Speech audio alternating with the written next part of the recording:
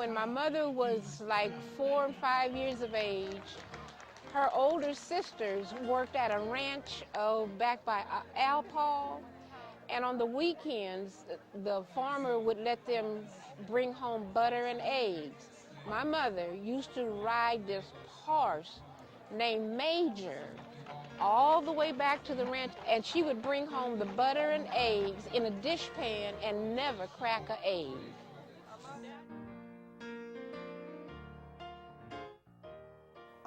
You feel something. There's kind of a palpable sense just walking onto the place that there's something resonating here, that something happened here, and that it might be important to you. So having the park is, it's just irreplaceable to have a place like this. With a dream in his head, he had to establish a colony for military families so they could be free to exercise themselves in the segregated United States, wherever they were, including California. And so each person that became interested in his dream and followed him here had the same goal.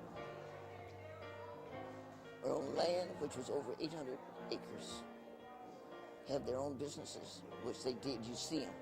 They defined themselves, not according to someone else, but according to their own skills, academic know-how, involvement, civic, Masonic, church, military, national, local, state, and otherwise. They brought all of that skill with them, life skill, as an ex-slave, rose to the top, slave. My grandfather was a slave and rose to the top. Education, land, business, know-how. She was born in Bakersfield, but she still says Allensworth is home. And there was a song that they used to sing in church called Beulah Land. And when the preacher would ask for people to join church because they needed to go to heaven where everything was peaceful and calm. And my mother and her sister Pauline, and particularly Aunt Pauline, would always say, we don't have to worry about being in heaven. We're already in heaven. Allensworth is heaven to us. The birds flow freely. Grain, the barley grew up as high as preschool children, 4 and 5 years old. They'd get lost it grew. My mother used to talk about how the alfalfa and everything just grew so profusely, and the 3 artesian wells that used to be here. So they knew they were in heaven. They didn't have to worry about dying and going to heaven. Allensworth was always heaven to them.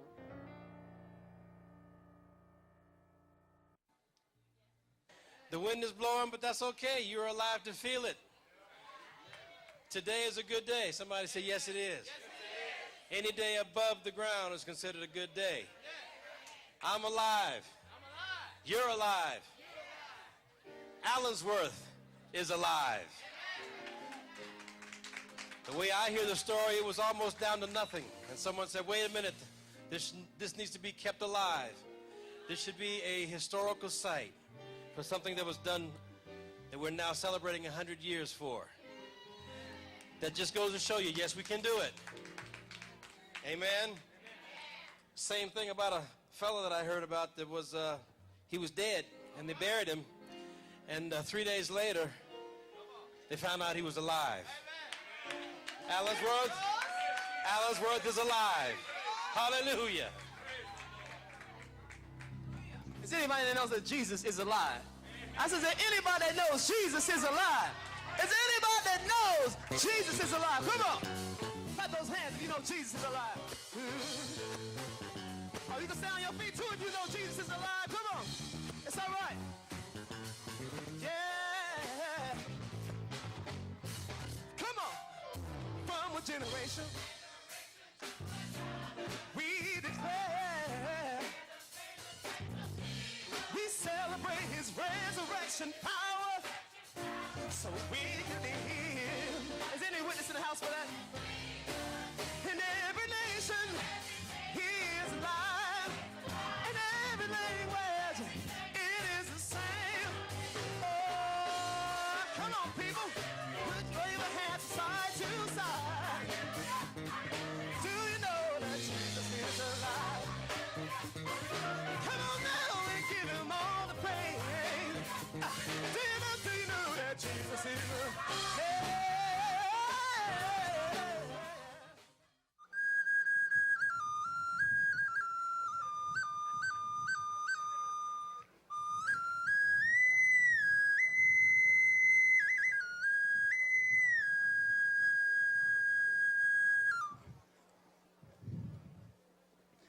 How you doing?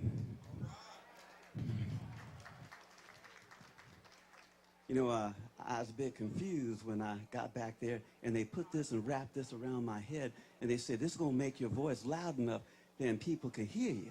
I hear all these folks talking out there, but I don't know if you can hear me. You want to hear what this soldier got to say? Wait a minute, I don't know if I'm picking that up. You want to hear what this soldier got to say? Because there's some good things I can say and there's some bad things I can say as well, because I lived through some bad things, but the bad things, they grab hold of you, but you got to figure out some way to make something good out of something bad. I'm talking about South Carolina. Spartanburg County, where I was born January 1st, 1863. On the day I was born, there was freedom nowhere in sight, but my mama was inside. And my daddy was inside.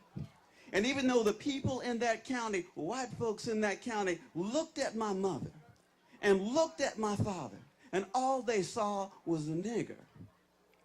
But when I looked at my mother and I looked at my daddy, I saw my father and I saw my mother. I saw the two most important people to me on the face of this earth. Looking at them, and in my mama's eyes was looking and seeing the face of God. Because that person would give her life for me, and my daddy would give his life for me. And sometimes I was thinking, Daddy, why don't you go ahead and do that? Because my daddy was not an easy man. I know some of you, listen to me, remember having a father who was not an easy man because he didn't have an easy life to live. Am I telling you something that you know? I know some of you had a mama who was sometimes hard on you because she realized that the world was a hard place. And in a hard place, you got to be strong, because if you're not strong, it will cut you in two. So they told me that I was not anybody's nigger. They told me that I was a little boy. My mama said to me, on the day you were born, it took me 3 days to bring you into this world. I ain't spending my time, wasting my time bringing no nigger into this world for 3 days. I'm bringing a human being into this world. So when you walk outside this cabin, and somebody out there who don't know you, don't know nothing about you, thinks that they know you, they don't know nothing at all. You are a Leezy Bowman. You are my son, and you're going to grow up, and boy, you're going to be a good man. You hear what I'm saying?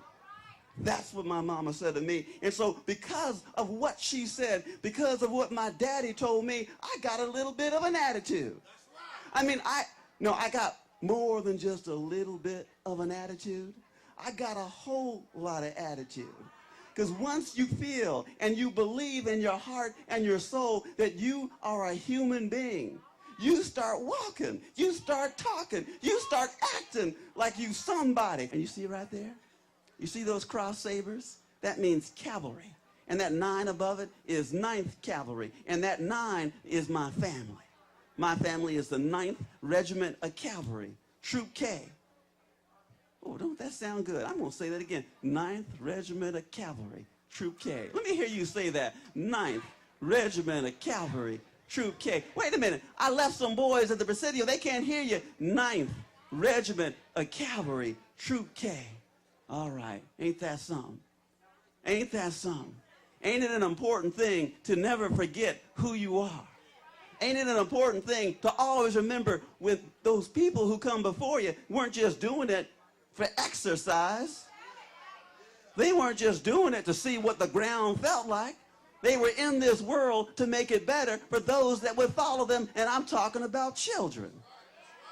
When you got a child, you got the future that you're taking care of. And so every soldier I know, what are they fighting for besides the man here and the man right there? They're fighting for a future better than the present they just lived. How's that sound? How's that sound?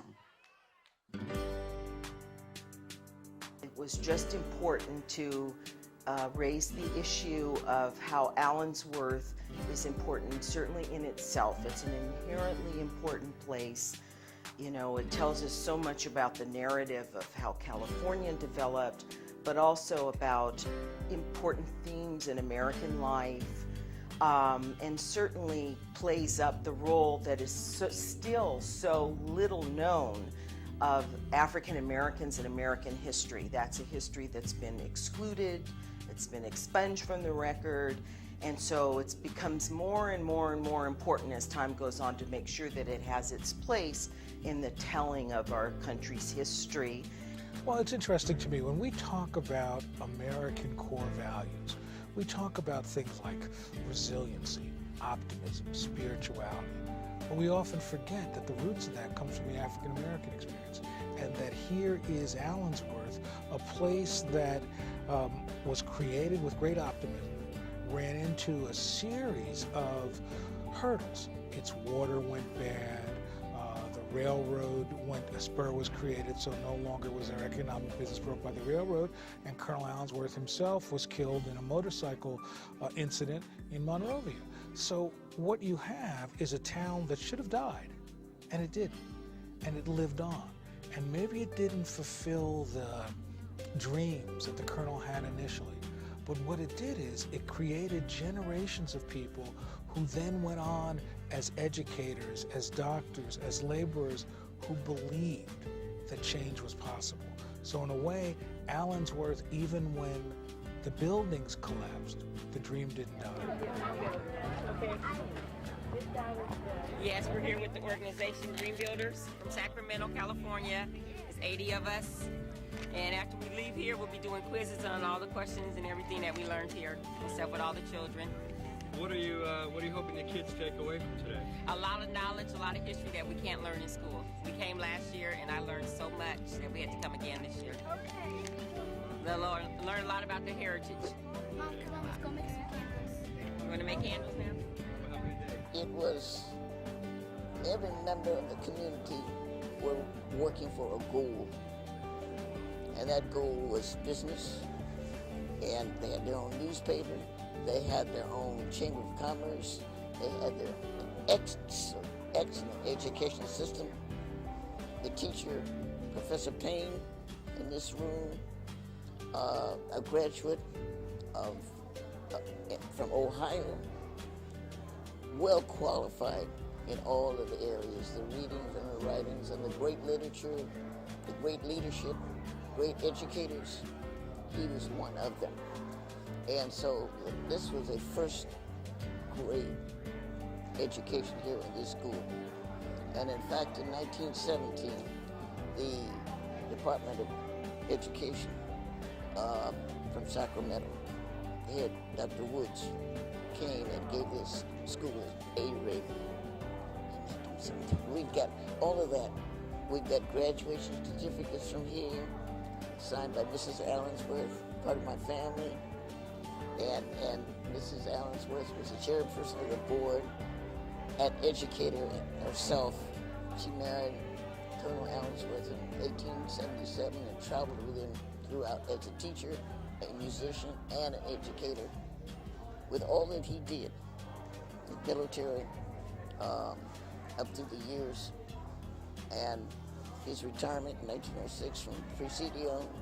They were well acquainted with California, well acquainted with the early African American leadership, the turn of the century. And so between his military career and as the first lieutenant colonel in the U.S. Army, he was looked upon as a master, not only with the military, because he was highly recognized in the military from the word go, because he was such an educator. and even recognized by the National Education Association for what he did with the black military. So he had connections all over. The thing with Allensworth, he was the first black chaplain for the 24th Infantry Regiment. He wasn't the first one for the regiment, but he was the first black chaplain for the 24th Infantry Regiment. And he had a vision. He came from the, studying from the Booker T. Washington model from Tuskegee, being very independent. Don't ask no one for anything. Do it on your own instead of asking the government, which they did. And he founded this town. He was the chaplain for the regiment for 20 years. He really loved the regiment. His teaching techniques that he started was so good, and his skills and his curriculum, the United States Army adopted it, which is still being used today. In the year 2008, it will be used forever, because he figured out it's very important to educate your troops. When guys are out there educated, they're not out there cutting up in the street, cutting up. They also will learn a trade and a skill, and they can use it in the civilian world. It is really a story that is so inspirational at a time when we need inspiration in America. This is a story of a group of people who believed when they shouldn't have had the right to believe. This is a group of people who said, how do we find a way when the society discriminates against us, when there's very little economic opportunity, how do we make it possible to raise our families? And the decision was to travel over California, trying to find a place to create this colony. And I think that the sense of Colonel Allen Allensworth, this man's vision, this man's desire to realize that in his own life, he went from being an enslaved man to a military officer to somebody who wanted to find the best way he could to make a way for his people. So I think that for me, what's important about this is an example where African Americans aren't just victims, where they seize control and they create a strategy based on hard work and creativity to move them to a place where people can control their own destiny. This is a story of endurance in the face of adversity. From the very founding of this township, it was a milieu across the nation where things weren't particularly hospitable to African Americans. And be reminded of the fact that there was a point in time where separate but equal was the prevailing ethos of the land. And to the extent that that was the case, these notions of setting up townships built on the principle of self-determination is what gives life and definition to Allensworth and other townships across the nation similar to it. This is one that happens to be the most celebrated. That's a little bit of the uniqueness of California, its capacity to tell its story. In some ways, Allensworth realized as a man and in the community, they realized that it wasn't enough to satisfy the lives of 300 people, that rather he had to be a beacon of change for the rest of the country. So what he did is he wrote articles, he encouraged journalists, he gave speeches around the country to tell people that you too can create colonies, can create communities that allow you to do battle with the racism that you face. So Allensworth is important for what he did locally, but also as an example that change is possible. I use the hand because the hand best demonstrates the project. UNITY. No two the same, none of which we want to be without. White man, black man, red man, blue man, everybody can make a contribution to telling the story, and we must do that together. The 100 years celebration, a town that would not die, and it's still going on and on and on and on. And I'm a member of the Friends of Allensworth, and I will always remain one and encourage other people to join. This has been the largest crowd that I have ever been with at the park, and I usually attend every year. And until my health fails me, I'll continue to come. Well, my mother always talked about Allensworth, even when most people left the town. We meaning our family, would come back in May, because every May the township would have a big party light. And that's one of the reasons that we have that May celebration, because it's an old tradition. You don't hear very many people talk about that, but I remember my mother talking about it, and our family would come up here with our little fried chicken and our potato salad, celebrating. We'd sit out there on the steps. Nobody was here but us, but we would come on May the 1st and have a picnic up here. She loves Allensworth. She had said that she wanted to live to be 110, and she wanted to see more of the final vision and dream of Colonel Allensworth completed before she died. She's doing a good job of it. Good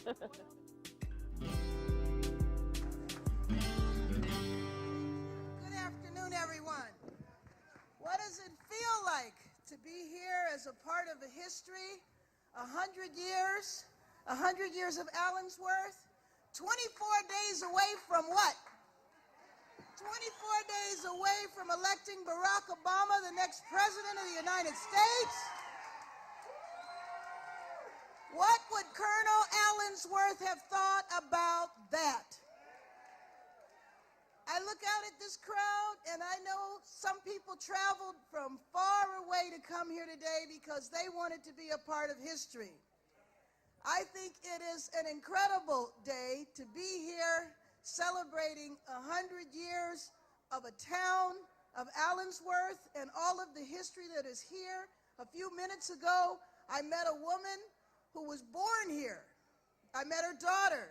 I saw photographs of a first grade class in 1959 and a gentleman who was a student in that class. There is so much history and honor that is represented here, and I think it's amazing for us to be here today on the brink of history again and to be here celebrating 100 years of Allensworth. Hit it!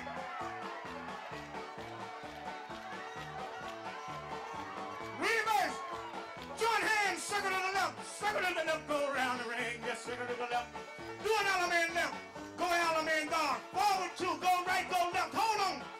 Alaman guard, started, back up there, backwards, there you are.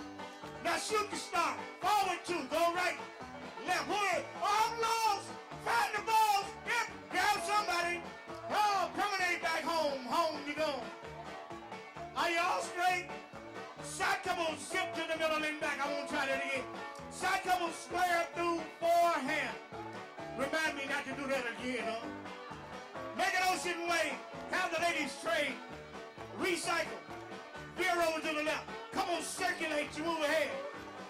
Wheel and deal. Face that two. Face that two. Thank you. Yeah. Now pass through. Thank you. Trade by. Do an element left with the corner. Run home, do a door side door with your partner. Man, you're looking good. Four ladies change straight across. Go, girls. Head couple star through. Pass through. Go right and left through the outside too. Step to an ocean wave. Ladies trade. Recycle her. Veer to the left. Ferris wheel. In the middle, step to an ocean wave. Swing through. Spin your top. Boy, go right and left through. Everybody, element left in your corner. Come back, bow to the partner. Then bow to the corner.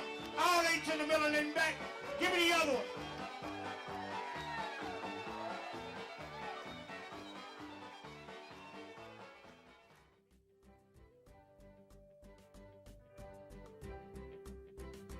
In California, we have 47 state historic parks. And so we have identified the places in California that are the most significant historic stories that we then purchase that property and tell that story. So where gold was discovered, we have a park. Where the railroad, the Transcontinental Railroad, the first one in the world, we have a park there. We have a park that commemorates Native Americans, and we have Hearst Castle. And we have Allensworth. Allensworth is a story of both statewide and national significance. It's the story of people who had been slaves coming and creating a town, demonstrating their self-sufficiency, demonstrating a will to never say never. And we think from that, everybody can learn from the Allensworth story. It really is a seminal moment in California history. Well, the significance of this park, the significance of this township, the significance of this piece of California's history, quaint, potent, rife with meaning as it relates to a people's determination for dignity, for recognition, for identity in the context of a state that was then, 100 years ago, defining itself and still in many respects continues to do so. And yet, Allensworth lives. Many of us say this is a town that refused to die. Against adversity, it persisted. There's a powerful story in that for generations to come. And so we celebrate all of what we are doing in the context of what this means to promote and celebrate the very tenets on which Allensworth was founded. That is to say, literacy, industry, creativity, and ultimately fidelity. Well, I'm here to celebrate an exciting American story. Allensworth is really about how our country was founded, individuals coming to an area against all odds, and really developing a community. And that certainly is what happened here.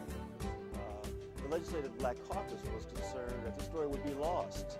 And so we were very excited about partnering with local activists, historians, and others who were committed to making sure the story was told, and that there was an opportunity for individuals to experience the real excitement that occurred here during the turn of the century, and reflecting on what's going on now. This weekend we have a whole host of special activities to draw people here and celebrate the 100-year anniversary. So there's lots of food, there are lots of booths, every single house, every single building we've reconstructed is open to the public. So it's an opportunity to bring people here. We have all kinds of entertainment and speakers and festivities, and so we really try to make it an energetic place to encourage people to come and show up for this big, long 3-day party. Well, it means a lot to me because my mother's motorhome group was one of the first groups that started coming down here, and they was instrumental in getting other people interested in doing the restoration of the places in Allensworth. So it's a little bit of a homecoming for you. Yes, this is my second trip here. And of course I wanted to make the centennial, so I've read up a lot on Allensworth. Well, this is a long time coming, and we celebrate it with great spirit, great enthusiasm, and it reflects a lot of hard work. This is a centennial celebration that marks a moment in time that is exciting well beyond the specifics of Allensworth. There is an excitement across the nation because of the historic moment in which we find ourselves. And I'm pleased that Allensworth accents that, it punctuates that. So we're here over this weekend to give new meaning to what self-determination means, and this is a very, very high moment for the people of Allensworth and well beyond those persons who are named and unnamed who have traveled this way to contribute to the narrative that is California.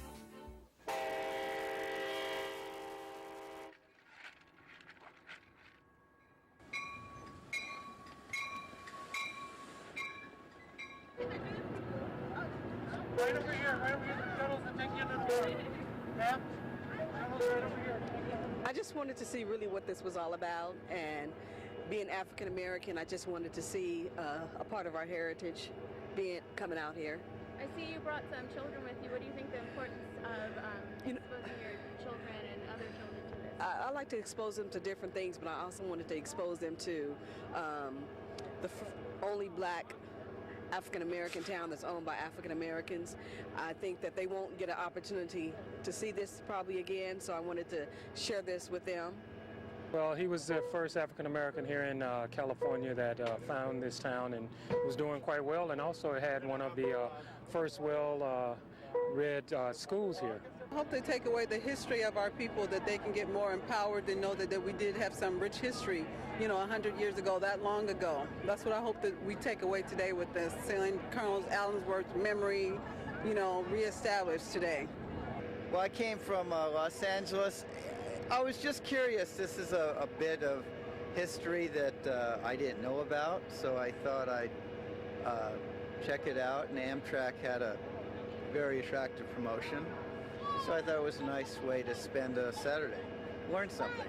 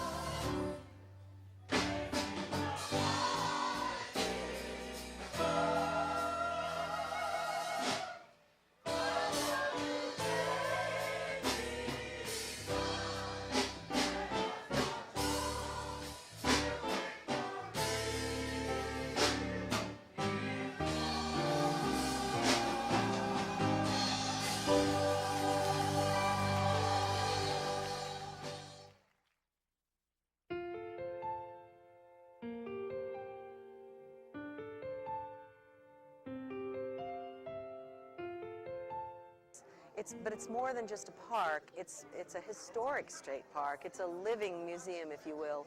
It has some of the original buildings all restored, and this was such a wonderful colony of folks, if you will. I mean, they had a dairy farm and a creamery, and they sold butter, and they had a hotel, and they had schools, and the first branch of the Tulare County Library, a free library that was there, and the list goes on, and it just continues to grow.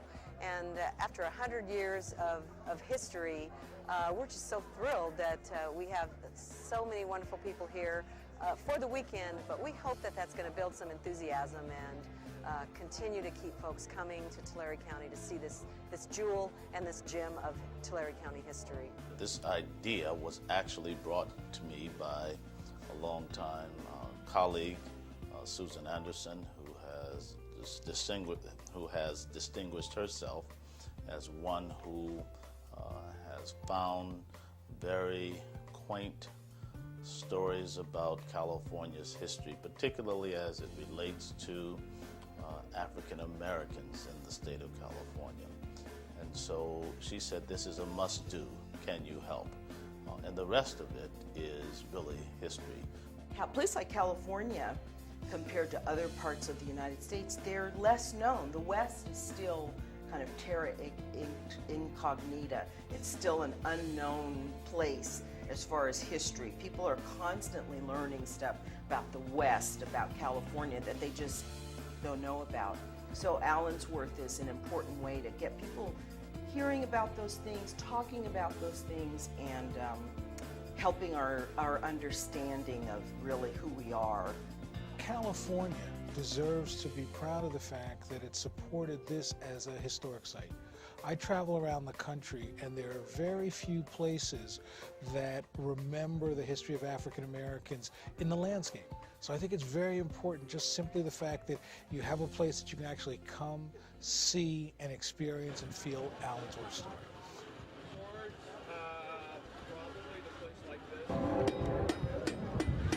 Well, it depended on what you were doing. It's blacksmithing is kind of like Well, I think for most people, history isn't that interesting. And there are a few of us who are just wild about it. But I think for most people, when they hear about history as a subject, it's not something that is just that attractive to them. So when you have a place like Colonel Allensworth State Historic Park, where buildings have been restored, homes are open for people to walk into and explore, the hotel is here, the First Baptist Church, enterprises that were part of the life here, like the blacksmith shop, like the store that we're in now, Mary Gross's store.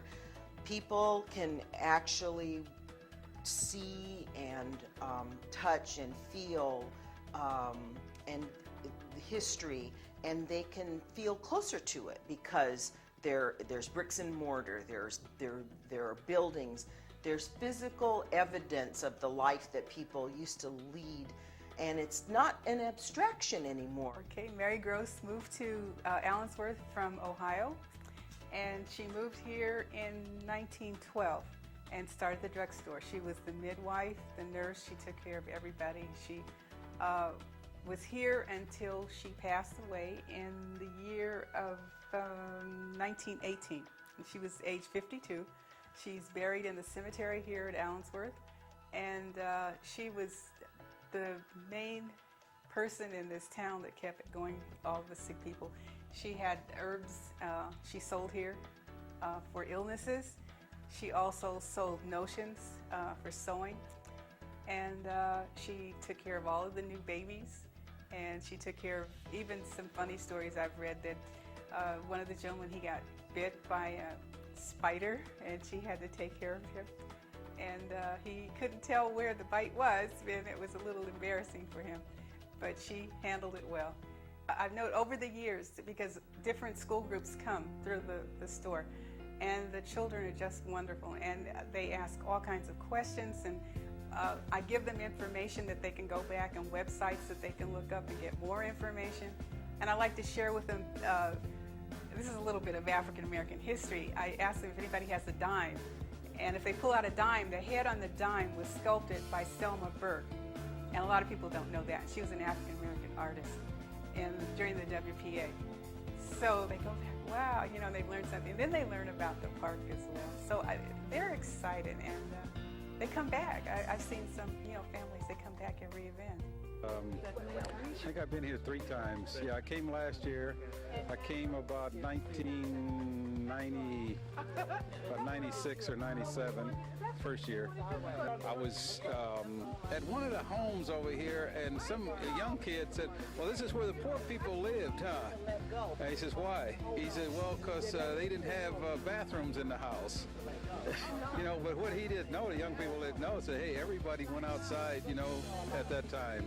They didn't have running water. So, I mean, it's good that kids, he asked that question because he thought that, these houses were just built for poor people. But these were mostly well-to-do people here. They weren't poor. If you look at the furniture, these are real well-to-do people. They weren't poor people at all. So, but I mean, kids don't know that because we're not taught that in school. So. This is how people actually lit their homes. They're using candles.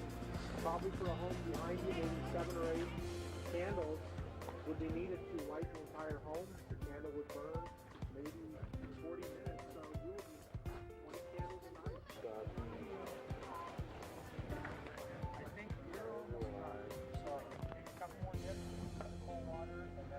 in some ways, we forget we as Americans, we as parents, we often forget how inspirational this is if we just let our children understand. And so I think one of the things that I'm always moved by is early in my career, I was in South Africa, and Nelson Mandela had just been released, and he was giving a speech, and he talked about the inspiration he received from African American culture. And I realized that, yes, I'm inspired by Martin Luther King and Rosa Parks, but I'm also inspired by Colonel Allensworth. I'm also inspired by Oscar Over, these people who just sort of refuse to let the land meet them.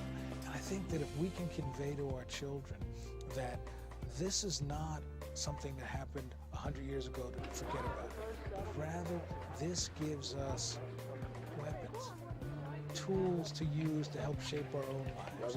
If Colonel Allensworth, as a former slave, could do what he did, we all have the opportunity to be better.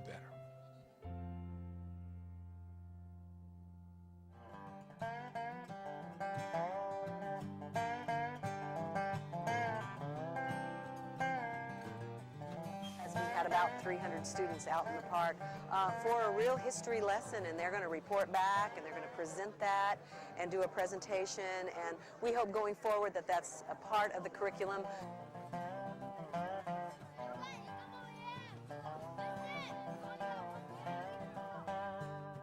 Afternoon. My name is Victor Carter. I'd like to welcome you here to Colonel Allensworth State Park. I represent the Friends of Allensworth. We are the people that help put on events here at the park to interpret the history of the town and the Colonel. I learned so far that they had to do lots of things by hand, and that it was really hard back then that they had no electricity. And it would be kind of nice if I could go back and see like how they did stuff.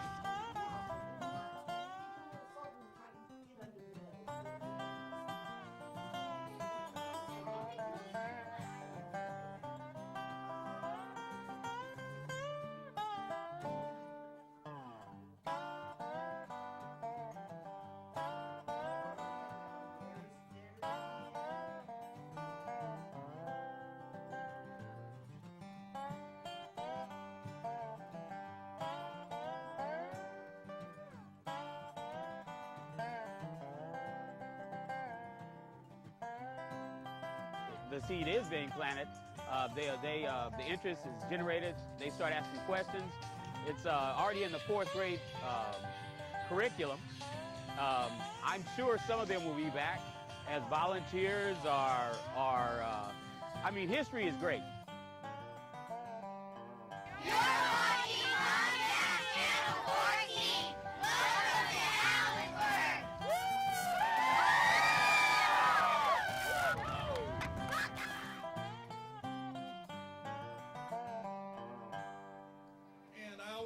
I always find it extremely difficult because, I mean, it's just wonderful to be associated with a multi-generational choir that has its roots and its base in South Central Los Angeles at Crenshaw High School.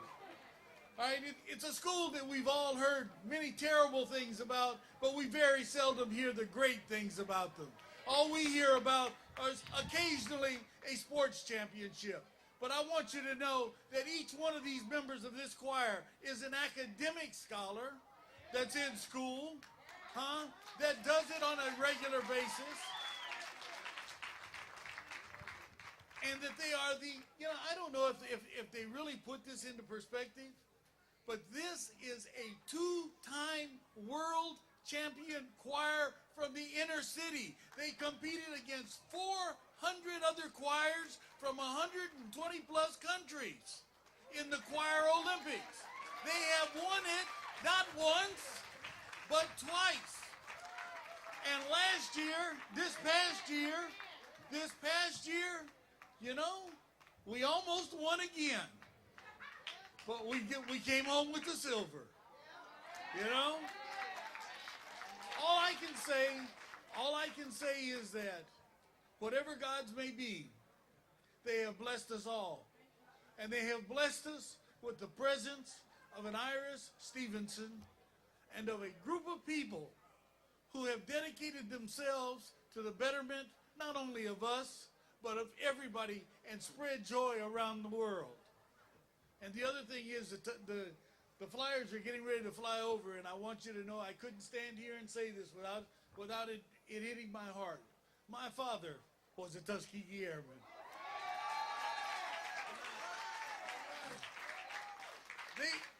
The Tuskegee Airmen were awarded a congressional medal, right? Finally.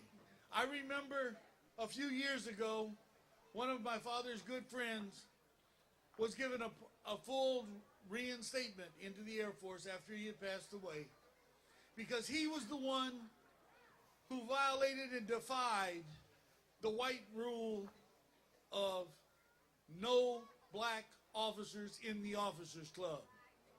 And that's what created a mass kind of a protest by the white officers that caused many of our Tuskegee Airmen to be dishonorably discharged. And they were all reinstated.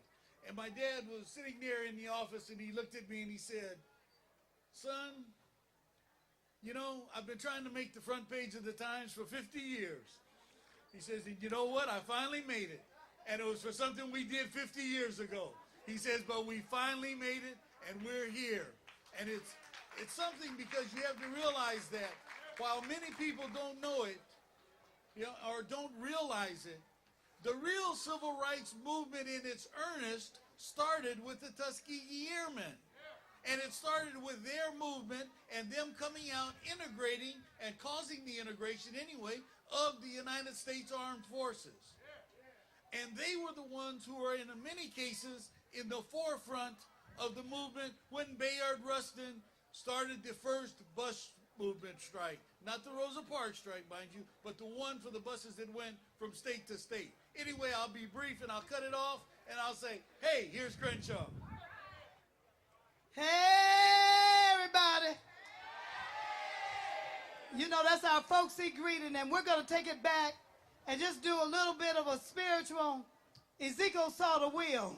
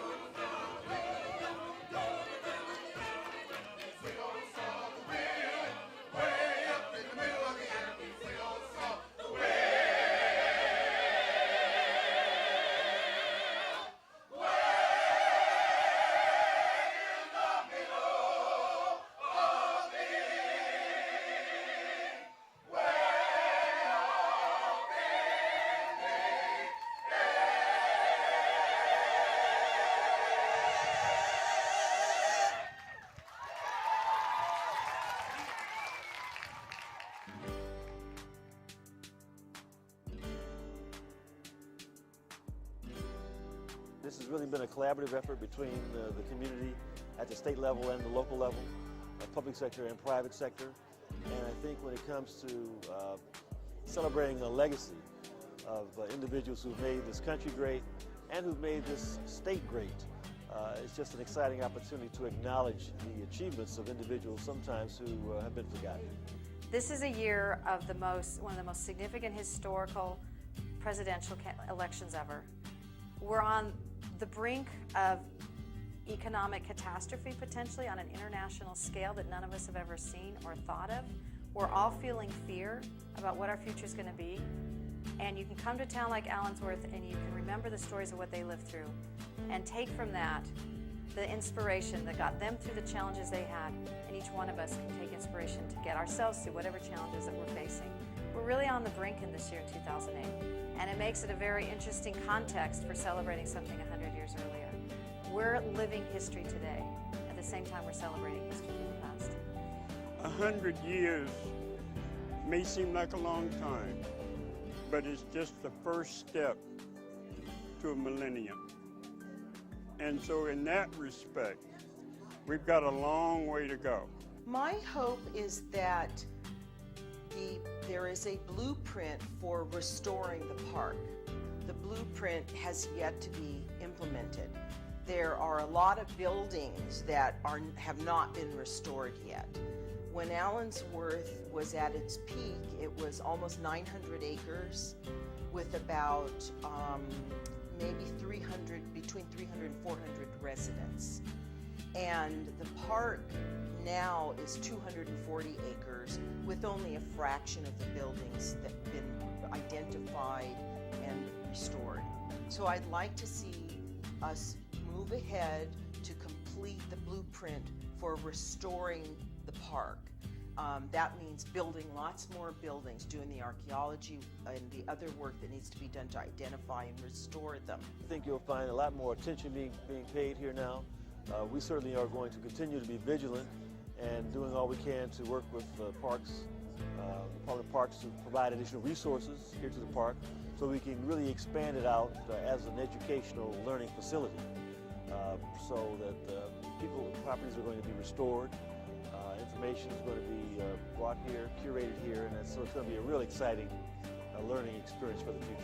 This is a very, very important feature of what we were attempting to do, not simply to look backwards, but to look forward.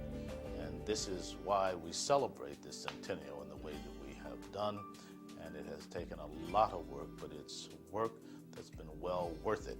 And we are appreciative to all of the partners, all of them, on the public sector side of the partnership as well as the private sector side. There's been a considerable amount of work. If you let these landscapes be erased from the face of the earth, they will never be there for you to pass on to the next generation. It's a commitment that every person ought to give some thought to, because there's nothing like show and tell. You can tell the story in history books, you can tell the stories in oral history. African Americans have a tremendous record of that. But nothing is like being able to walk through a landscape and say, this is where the store stood, this is where it all began.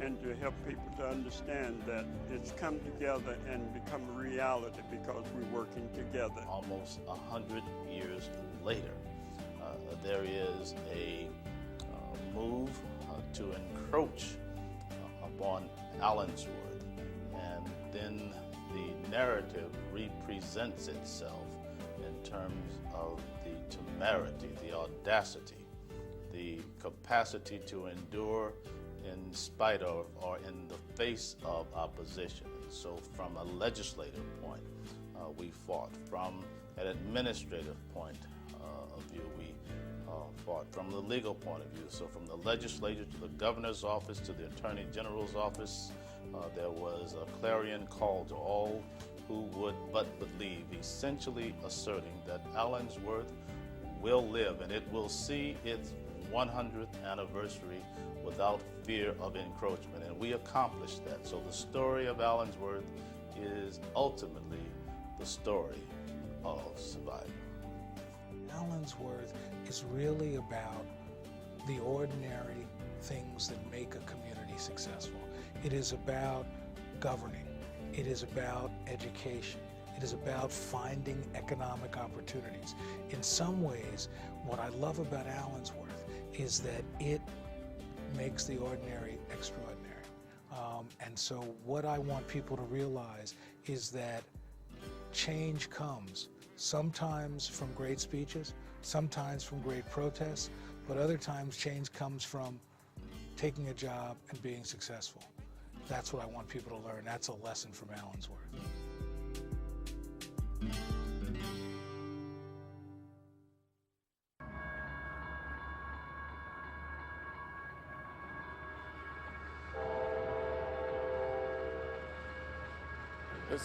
This park, it was, I heard about it, so I decided to come. How does it feel to be here finally? Good.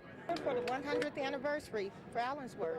All right, so what are you expecting for, throughout the day? Well, we're expecting a lot of great opportunities to come by all these little wonderful kids, and they'll learn a lot about the history of Allensworth, what it's all about, and they'll get to meet some people that have actually lived here or relatives have lived here, so that they can get to know more about California history. It is, especially viewing that we are history right now, and to connect with this part of history and the history that we're making today is pretty phenomenal. The past and the future meet, and this is where it happens, right here at Allensworth. Thank you. Have a great day.